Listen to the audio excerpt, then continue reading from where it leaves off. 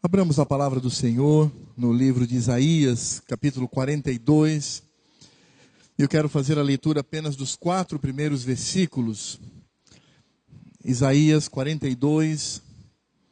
Eu quero fazer a leitura dos 4 primeiros versículos. E vamos ler juntos a uma só voz. Eu vou pedir para que você me acompanhe nesta leitura, lendo comigo em voz alta os 4 primeiros versículos de Isaías, capítulo 42. Leiamos todos juntos. Eis aqui o meu servo, a quem sustenho, o meu escolhido, em quem a minha alma se compraz. Pus sobre ele o meu espírito, e ele promulgará o direito para os gentios. Não clamará, nem gritará, nem fará ouvir a sua voz na praça. Não esmagará a cana quebrada, nem apagará a torcida que fumega. Em verdade, promulgará o direito. Não desanimará, nem se quebrará, até que ponha na terra o direito, e as terras do mar aguardarão a sua doutrina. Oremos mais uma vez. Senhor Deus e Pai, muito obrigado por esta palavra que o profeta Isaías trouxe.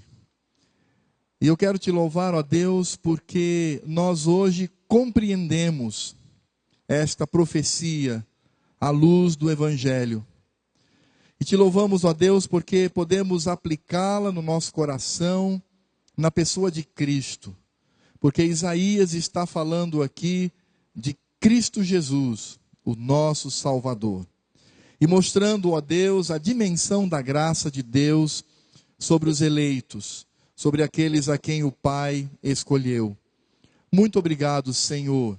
E pedimos para que, de fato, o mesmo Espírito que inspirou o profeta Isaías, o mesmo Espírito que estava sobre o Senhor Jesus, conforme esta profecia, venha agora iluminar a nossa mente e aquecer o nosso coração, para que não apenas entendamos a Tua lei, mas para que sintamos alegria em cumpri-la, para a Tua honra e para a Tua glória.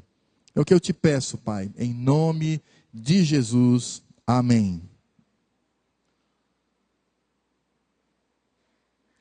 Nestes dias em que temos estudado sobre a graça de Deus, nós temos aprendido algo que é muito importante colocar no coração e na mente. Para que compreendamos a graça de Deus, é necessário que também saibamos sobre a ira de Deus. A graça do Senhor, ela não é algo que vem nas circunstâncias da vida. A graça de Deus não é a representação de um Deus lá no céu, que fica de alguma maneira esperando que as pessoas venham aceitá-lo como Deus e Senhor. A graça de Deus não é uma ação do Senhor distribuída sobre toda a terra e as pessoas então vão ou não aceitar esta graça pela sua própria vontade, porque nós sabemos que o livre-arbítrio não existe.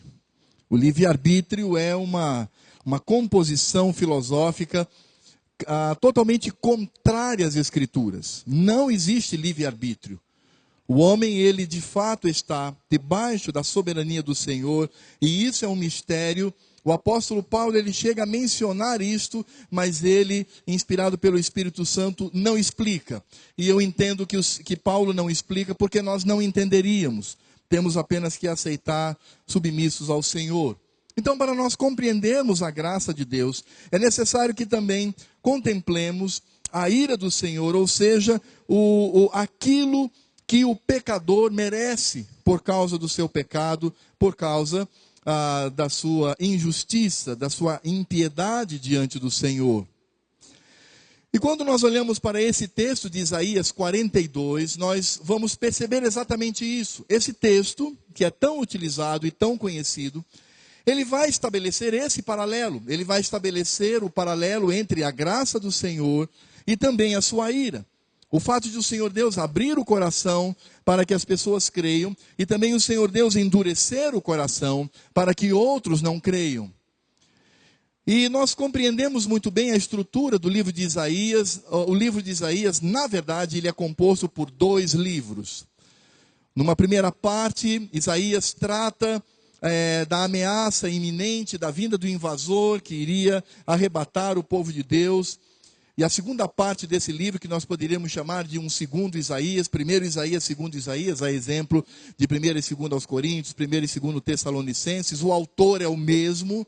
Isaías escreve estes 2 livros, mas nesse segundo tomo, nessa segunda parte, Isaías vai falar da presença de Cristo. Ele vai falar, obviamente, se referindo ao povo que será liberto do cativeiro. Ele traz ali claramente, com riqueza de detalhes, a pessoa de Cristo. E a pessoa de Cristo, ela está presente aqui, nesses 4 primeiros versos que iniciam o capítulo 42. E é por isso que nós só podemos compreender Isaías 42, sobretudo de 1 a 4, quando nós compreendemos a aplicação desse texto na vida de Jesus. E nós vamos perceber isso claramente. Não vamos ler o texto, eu vou apenas mencionar aos irmãos, lembrar aos irmãos dos eventos do Evangelho. Nós podemos perceber a aplicação desse texto no capítulo 12 do Evangelho de Mateus. Mateus, quando ele fala no capítulo 12 sobre o ministério de Cristo, ele começa falando sobre a cura de um homem que tinha uma mão ressecada, uma mão defeituosa. E era sábado. E Cristo então vai e, por misericórdia, cura este homem. E por causa disso, então, os fariseus se levantam contra ele e se irritam, dizendo que não era lícito curar no dia de sábado. Cristo, então, tem um arrazoado, há um debate de Cristo com esses fariseus, onde o Senhor Jesus, ele não inventa nada, ele não cria nada, mas ele mostra que aqueles homens, eles estavam distantes da lei do Senhor. Os fariseus estavam distantes da lei de Deus porque algumas escolas tinham criado tantas regrinhas, talvez até no coração havia o cuidado desses judeus, na observação da lei do Senhor, mas eles haviam criado tantas regrinhas, tantas atitudes mecânicas que não ajudaram, na verdade afastaram o povo da lei de Deus. Cristo, então, ele se levanta e diz, ora, mas a lei do Senhor fala que é lícito, por exemplo, acudir um animal no dia de sábado. E aí ele faz a pergunta, o que é mais importante, um animal ou uma pessoa, um ser humano? Nesse sentido, a palavra do Senhor fala que aquelas pessoas, aqueles fariseus, passaram a odiá-lo ainda mais, e o evangelista nos diz que eles procuravam matar a Cristo. Tanto que o Senhor Jesus, porque não era ainda o momento, ele se esconde. Ele se esconde daqueles homens, mas ele continua realizando o seu ministério. O evangelista ainda no capítulo 12 fala que Cristo então, ele começa a realizar curas e a manifestar o reino de Deus. E aí quando ele então faz isso, o evangelista Mateus, ele fala que essa atitude de Jesus, que começa lá com a cura do homem da mão ressequida, e agora as curas que ele realiza, e em seguida a isto, o Senhor Jesus também vai curar um homem endemoniado, um homem que tem um espírito maligno. Cristo então o liberta, e quando Cristo liberta esse homem endemoniado, o povo diz, tu és o filho de Davi. Mas os fariseus olham para Jesus e dizem assim, não, tu não és filho de Davi, tu és filho de Beelzebu, porque tudo que fazes é por conta de Beelzebu. E o Senhor Jesus então traz uma palavra dura de juízo sobre aqueles homens. O Senhor Jesus fala, olha, vocês não entendem. O que vocês estão falando é tolice. Como é que um reino dividido vai se unir com um alvo comum? Um reino dividido não subsiste. Como é que eu ajo por Beelzebu se eu estou aqui glorificando o nome do Senhor? E ele diz, vocês precisam entender que vocês estão condenados. Ele diz, toda e qualquer blasfêmia será perdoada, mas a blasfêmia contra o Espírito Santo, esta não é perdoada. E o que Cristo está dizendo ali, não é necessariamente que alguém no passado, já convertido hoje, no passado, disse coisas feias acerca do Senhor, não possui o perdão. Não é isso. Eu me lembro quando era criança e eu ouvi pela primeira vez sobre o pecado imperdoável, que era a blasfêmia contra o Espírito Santo, aí pronto. Aí você imagina uma criança, né, um pré-adolescente, aí ficou no meu pensamento. Chamar o Espírito Santo de um monte de coisas feias, eu vivi uma luta. Senhor, eu não disse isso, Senhor, é o meu coração. E eu fiquei naquela luta. Até que um dia eu descobri que não é exatamente isto, mas o que Cristo, e aí precisamos entender o contexto de Mateus, o que Cristo está fazendo ali é julgando aqueles homens. Ele diz, vocês já estão no inferno. Vocês já estão condenados. Vocês não serão salvos. Porque vocês, durante toda a sua vida, a vida de vocês, as palavras de vocês, o coração de vocês, é uma blasfêmia, um insulto contra o Espírito Santo do Senhor. Por isso, se alguém não se arrepende e não busca o Senhor, esse não tem perdão. Por isso, vocês não têm perdão. Então, o que Cristo está fazendo ali é antecipando o dia do Senhor. É isso que Cristo vai fazer isso lá naquele dia, quando ele estiver então toda a humanidade diante de si, a igreja do seu lado direito, os ímpios do lado esquerdo, e o Senhor Jesus então vai condená-los. O que Cristo faz ali, em Mateus capítulo 12, é a antecipação do julgamento, da aplicação da ira de Deus sobre aqueles fariseus. E é nesse contexto, no contexto da cura do homem da mão ressequida e a atitude dos fariseus em querer matar a Cristo, quando ele realiza várias curas e proclama o reino de Deus, e no momento em que ele cura um endemoniado, e aqueles fariseus que aí sim sabemos eram predestinados ao inferno, porque é isso que Cristo está dizendo ali, nesse contexto é que Mateus lança esse trecho que nós acabamos de ler. E quando Mateus se refere ao fato de que o Senhor Jesus, por exemplo, quando ele realiza curas e manifesta o reino de Deus, ordena para que as pessoas não divulguem, para que as pessoas não comuniquem a realidade desse reino, é neste contexto de juízo e graça, de amor e ira, é nesse contexto que Mateus então aplica Isaías capítulo 42, de 1 a 4. O que Mateus está dizendo é, vejam, como Cristo, ele está aqui ao mesmo tempo julgando e ao mesmo tempo salvando. Ele está ao mesmo tempo manifestando a ira de Deus sobre os ímpios, os empedernecidos no coração, aqueles que não querem se render a Deus, e ao mesmo tempo manifestando a sua graça, a sua misericórdia, o seu amor, a sua condolência com aqueles necessitados que precisavam, obviamente, como todos precisam, da graça do Senhor. É nesse contexto que Mateus diz, aí está a aplicação de Isaías 42, de 1 a 4. E ele cita esse trecho. Eis aqui o meu servo, a quem sustenho, o meu escolhido, em quem a minha alma se compraz. Pus sobre ele o meu espírito, e ele promulgará o direito dos gentios. Não clamará, nem gritará, nem fará ouvir a sua voz na praça. Não esmagará a cana quebrada, nem apagará a torcida que fumega. Em verdade promulgará o direito, não desanimará, nem se quebrará, até que ponha na terra o direito, e as terras do mar aguardarão a sua doutrina.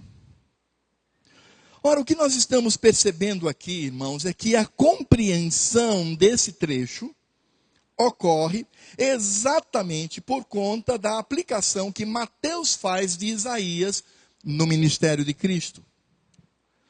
E quando nós começamos agora a aplicar Cristo como revelação a Isaías nesse trecho, nós vamos perceber em primeiro lugar, por exemplo, que Cristo é aquele que vem do Pai, Cristo é aquele que vem do seio e da comunhão do Senhor. É por isso que, olhando para Cristo no exercício do seu ministério, na graça concedida aos miseráveis e ao mesmo tempo a ira do Senhor sobre aqueles empedernecidos de coração, é que Isaías fala, eis aqui o meu servo, a quem sustenho, o meu escolhido, em quem a minha alma se compraz. Pus sobre ele o meu espírito. É claro que nós sabemos que o Senhor Jesus é Deus. Ele é Deus Filho. E ele estava sempre na comunhão com o Pai. Mas a visão que nós temos aqui do profeta Isaías é do Cristo encarnado.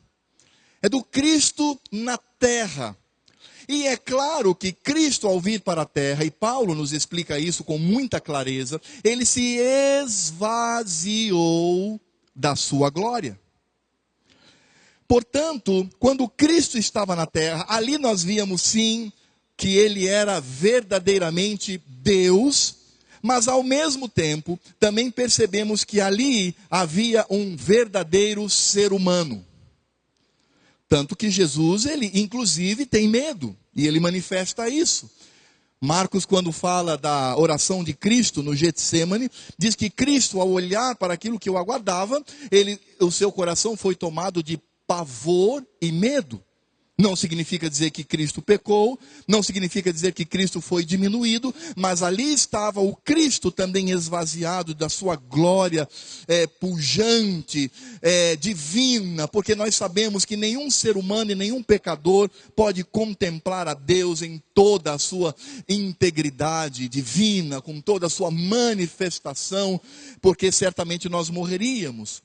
Então, quando Isaías olha para Cristo, está olhando para o Cristo encarnado, e ele diz, Deus então olha para ele e diz, eis aqui o meu servo a quem sustenho, o meu escolhido em quem a minha alma se compraz.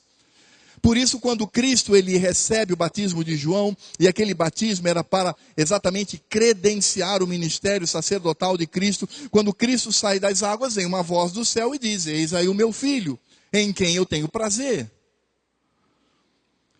Por isso Cristo, ele de fato era o único com condições para sancionar a salvação da nossa alma, conforme as Escrituras nos ensinam. O que de fato Isaías demonstra aqui é que Cristo era o amado do Pai, era íntimo do Senhor.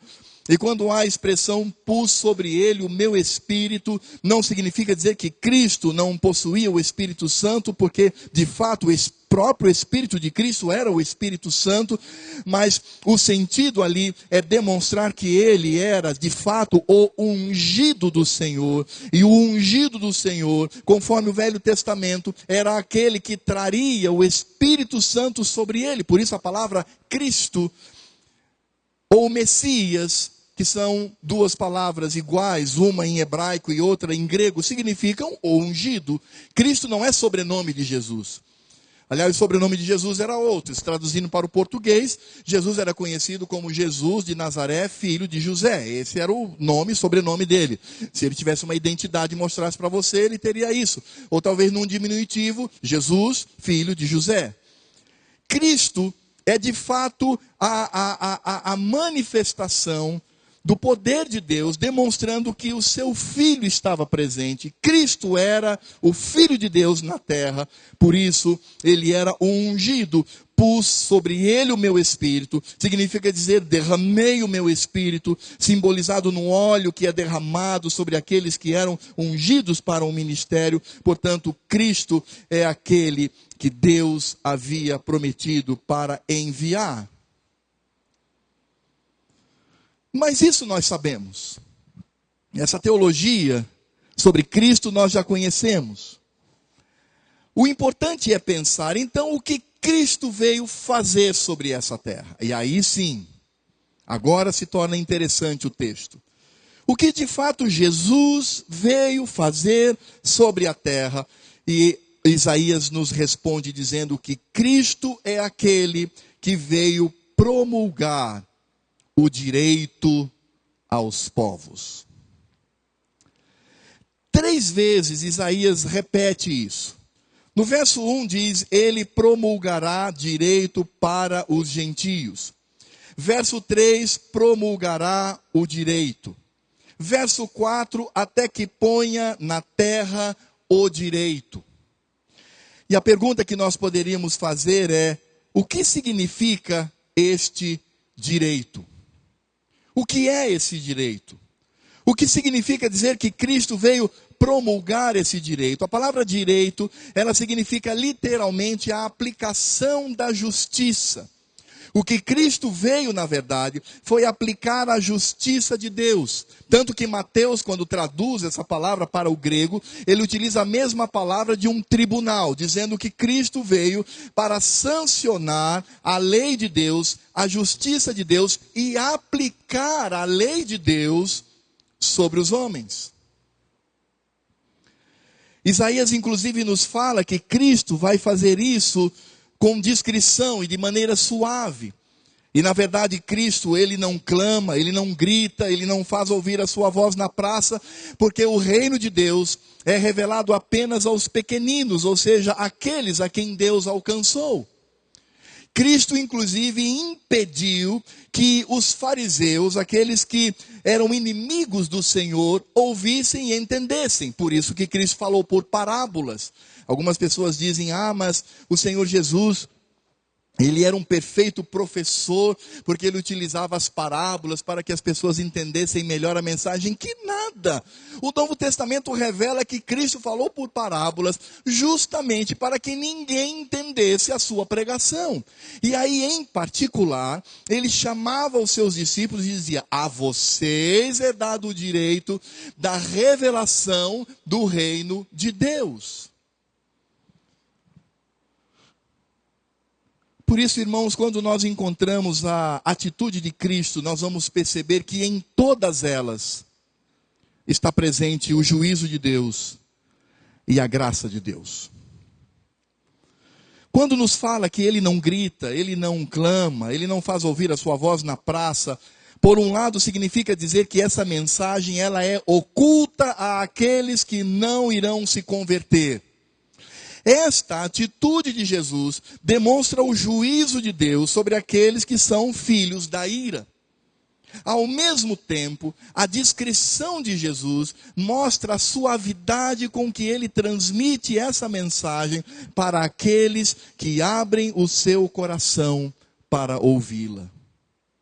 E aí então nós começamos a compreender essa manifestação da graça do Senhor, porque de fato Cristo, quando ele cumpre esta profecia, ele está dizendo claramente aos fariseus, vocês são condenados, não há escapatória para vocês. Mas o que Cristo está dizendo aos pequeninos mas a vocês é dado a revelação do reino de Deus, vocês podem perceber as curas, a pregação do evangelho e a compreensão da graça do Senhor.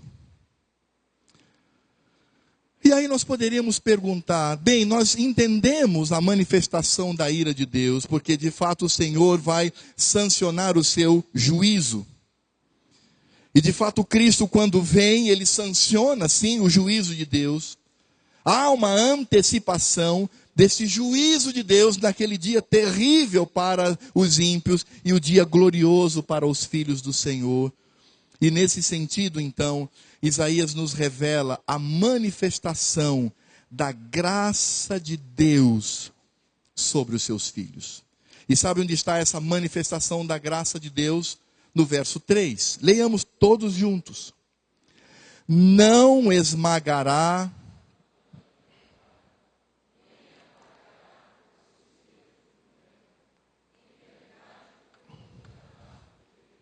Percebam que Cristo continua promulgando o direito, a justiça, o juízo. E nesta promulgação, ele tem uma atitude com aquelas pessoas que estão quebradas e esmagadas.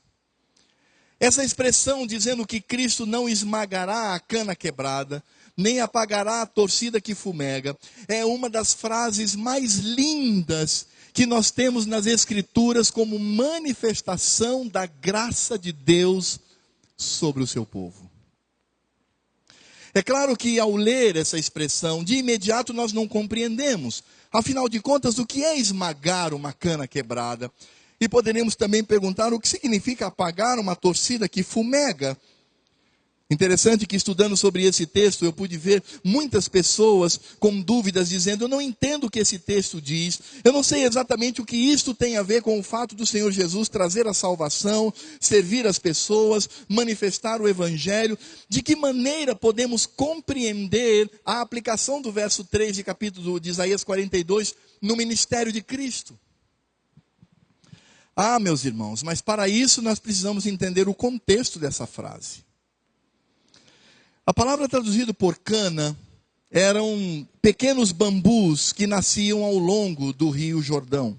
Aliás, até hoje, você vai ver algumas regiões em que existem esses bambus que são fininhos, são muito delicados.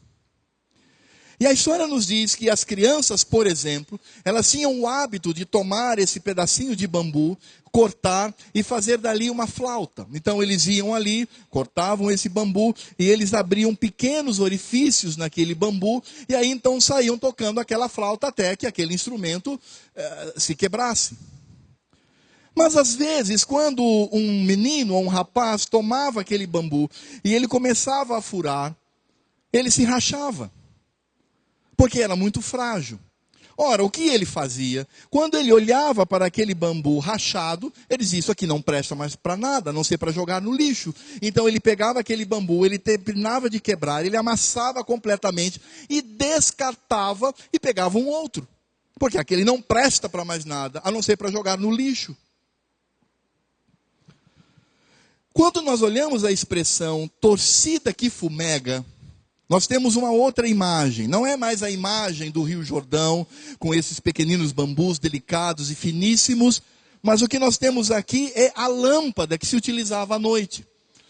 Claro que todo mundo sabe que naquela época não existia luz elétrica, todo mundo sabe disso, nem a gás.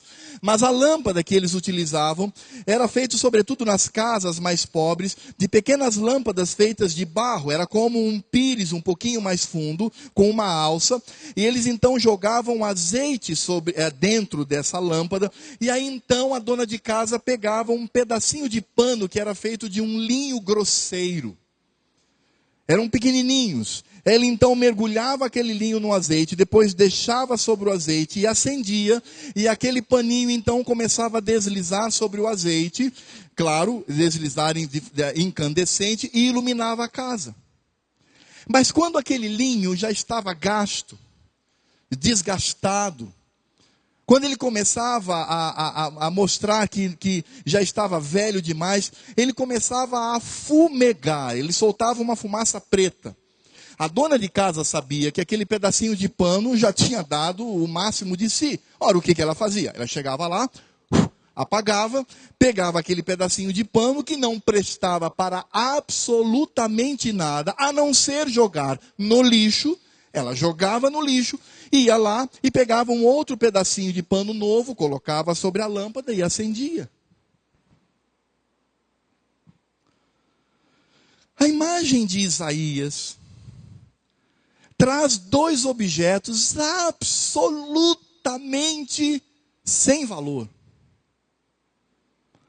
Porque qual é o valor de uma canazinha, de um bambuzinho finíssimo que nasce na beira do rio, em quase toda a sua extensão, como era na época de Isaías? Ou o que pensar de um pedacinho de pano, um pano rude, que não serve para absolutamente nada, ele é pequenininho. O que pensar desse pano? Ambos são descartáveis.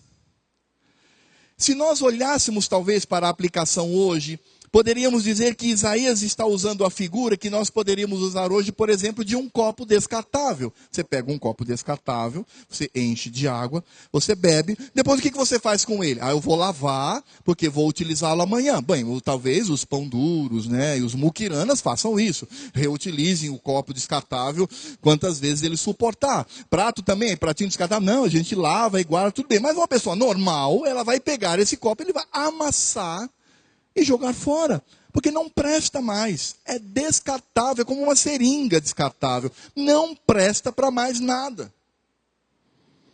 Ninguém em sã consciência vai no lixo para pegar esses copos quebrados e dizer, não, mas aqui dá para reaproveitar, ou então olhar para essas seringas, alguém vai lá pessoalmente tomar essas seringas, não, eu vou lavar porque dá para utilizar. Ninguém faz isso, isso não presta para nada.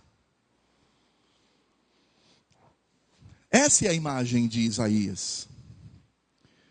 Isaías está trazendo algo que não tem valor, algo que é desvalorizado, algo que não é percebido, algo que só merece ir para o lixo, algo que merece ser desprezado, é descartável, foi utilizado, agora está inutilizado, porque quebrou ou queimou, então nós vamos jogar isso no lixo. Por isso que Isaías, quando fala da misericórdia de Cristo, quando ele fala da atuação do nosso Deus, quando ele fala do amor de Deus por nós, ele está dizendo, gente, a manifestação da graça de Deus, diante, obviamente, também do juízo de Deus, sobre aqueles que são filhos da ira, a manifestação da graça de Deus faz com que ele olhe para esses objetos que são lixo, descartáveis, desvalorizados, que não servem para nada. Deus olha para isto e vai agora transformar estes elementos em algo que vai ser brilhante sobre a terra.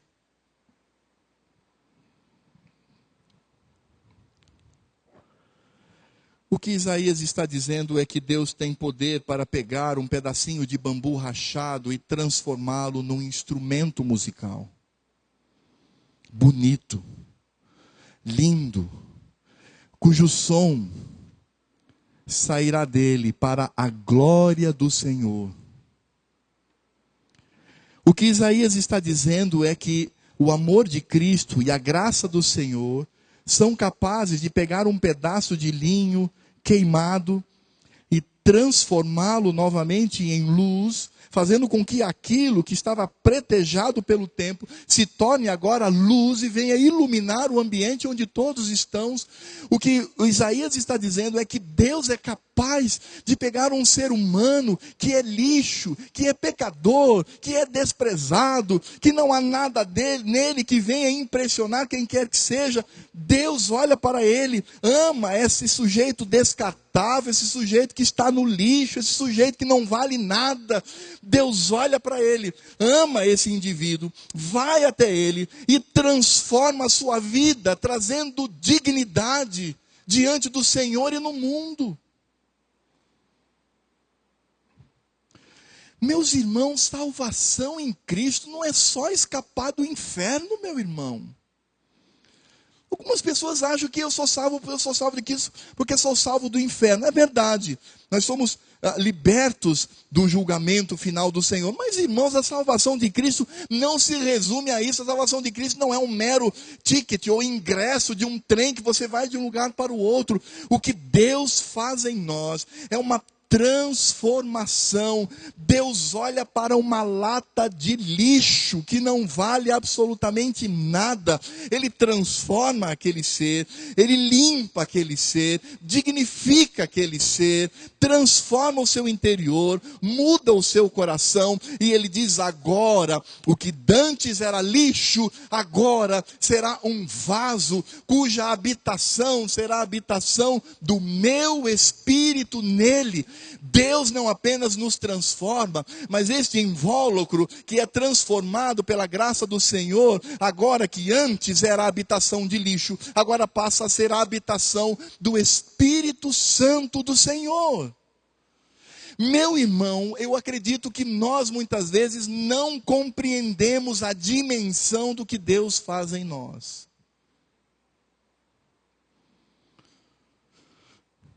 E Cristo faz isto, promulgando a justiça de Deus, porque agora nós podemos fazer a aplicação daquilo que Paulo interpreta, o que é traduzido aqui por direito, o que lá em Mateus está sobre juízo, e o que Paulo fala, que a justiça de Deus é aquela que pune o ímpio, mas a justiça de Deus é aquela que justifica aquele que se torna alvo do amor, da graça e da misericórdia de Deus.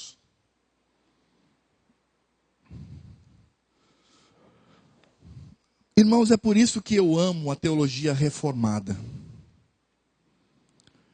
Porque outras teologias que falam de livre-arbítrio dizem o seguinte: Deus está aí oferecendo como um mercador a salvação. Vai, recebe, compra.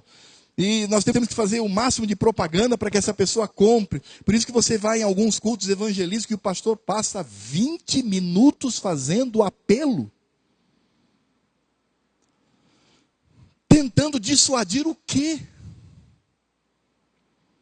A palavra de Deus diz que o Senhor vem ao meu encontro. O que eu era? Eu era uma cana rachada, que só servia para ser pisado pelas crianças e pelos transeuntes daquela região. O que eu era? Eu era um pedaço de linho bruto, preto, que não servia para mais absolutamente nada. O mundo já havia condenado, dizendo: tu não presta para mais nada. Mas Deus olhou para isso e diz: não, eu tenho poder para transformar, eu quero te transformar, eu vou te transformar, e realiza esta obra da graça na nossa vida. Por isso Paulo diz: nós somos salvos pela graça de Deus.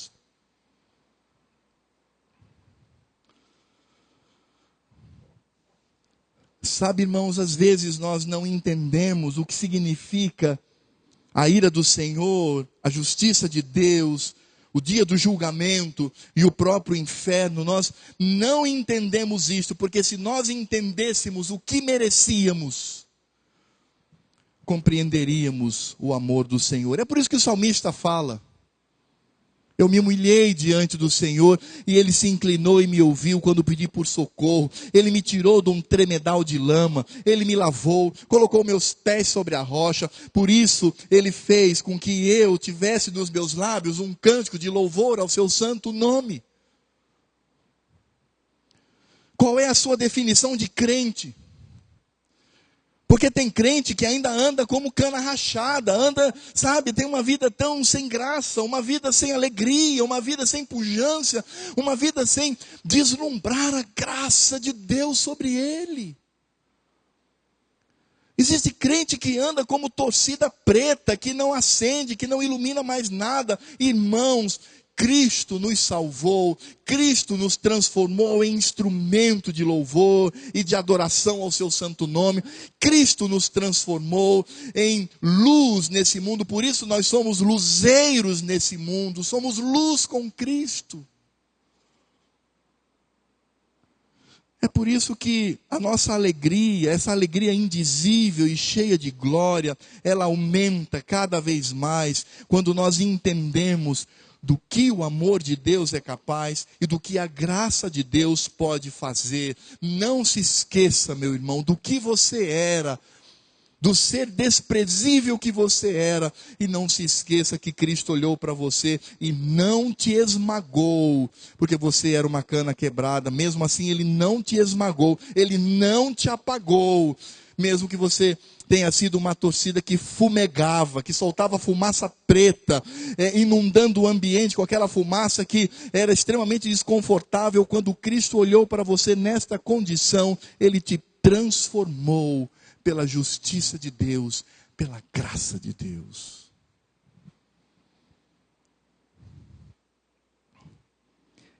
E veja que neste sentido, Ele vai promulgar a justiça de Deus que nos justifica.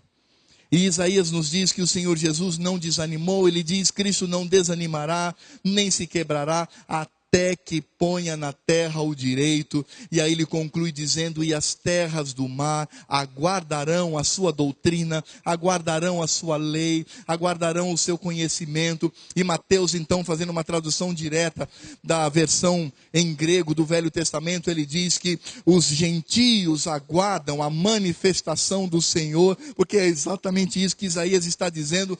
Todas as nações aguardam o Senhor, a sua doutrina, a sua justiça, porque é o que existe de melhor nesse mundo. É o melhor que temos nesse universo, é a manifestação da lei, da graça, do amor e da misericórdia de Deus sobre todos os povos. Nós estamos numa campanha na nossa igreja, ajudando o nosso querido irmão, participando do ministério dos nossos queridos irmãos, Serginho e sua família. Porque nós sabemos que os Yanomami, eles também aguardam esta doutrina do Senhor, esta salvação do Senhor. Um povo que vive esmagado pelo mal, o povo que vive como cana quebrada, um povo que vive como torcida que fumega. Eles aguardam ansiosamente a vinda de Cristo, do Evangelho, para que eles sejam transformados pelo poder de Deus. Cristo é aquele que manifesta a graça do Senhor sobre nós. E eu repito pela segunda vez, por isto eu amo a teologia reformada, esta maneira de interpretar as Escrituras, porque ela diz exatamente isto. Eu não era um meio pecadorzinho e meio bonzinho, e que no momento eu decidi, dizendo, tá bom Deus, eu aceito o teu Evangelho, eu aceito a Cristo. Não, eu era uma cana rachada, eu era uma torcida que fumegava, eu era lixo. E o Senhor foi ao meu encontro e me salvou. E eu tenho uma certeza na minha vida, esta salvação ninguém arrebata da minha vida, porque ela vem de Deus. Como é que nós poderíamos, irmãos, aplicar essa mensagem no nosso coração? Em primeiro lugar, nós precisamos compreender que a nossa justiça, a justiça dos homens, esse direito como está aqui, essa justiça, essa manifestação da justiça de Deus, para nós, ela se enquadra apenas no sistema de causa e efeito. Então, quando eu olho para uma cana rachada, para uma torcida que fumega, não há mais jeito para ela. O mundo é assim. O mundo olha para estas questões e diz que não há como essas pessoas alcançarem a graça de Deus. Você já viu isso de várias maneiras?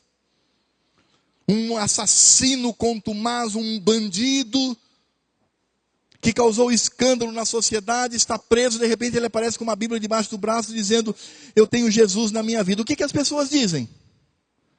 Mas que conversa fiada é essa? É que um bandido miserável desse agora diz que é o que? Cristão. E que agora está com Deus. Deus nunca vai ao encontro dessa pessoa. Cristo nunca vai olhar para ele. É um bandido contumaz. O mundo pensa assim. Mas nós sabemos, amados, que a justiça de Deus não se enquadra no nosso sistema de justiça, mas a justiça de Deus se enquadra no caráter do Senhor. E Deus é capaz, sim, de pegar um homem, um bandido, alguém que tenha cometido tantos males na sociedade, ir ao encontro dele e salvá-lo, mesmo no momento da sua morte. Ele olhando para Cristo pode dizer, Senhor Jesus, por favor, lembra desse miserável lá no reino dos céus. E Jesus pode olhar para ele naquele momento de morte e dizer, hoje estarás comigo de braços dados no paraíso. Essa é a graça de Deus, esse é o poder de Deus, esta é a salvação do Senhor. E é impressionante porque aos seus ele revelou essa graça e este evangelho. É por isso que o crente é mais que vencedor. É inadmissível que um crente ande com amargura no seu coração, com murmuração no seu coração, ande derrotado, cabisbaixo. Isso é inadmissível porque somos filhos do Senhor, transformados em instrumentos que glorificam o seu nome e em luz que ilumina este mundo com o evangelho. Como eu sempre tenho ouvido muitas pessoas dizendo, você não é da religião dos evangélicos. Você é filho de Deus. E você era lixo.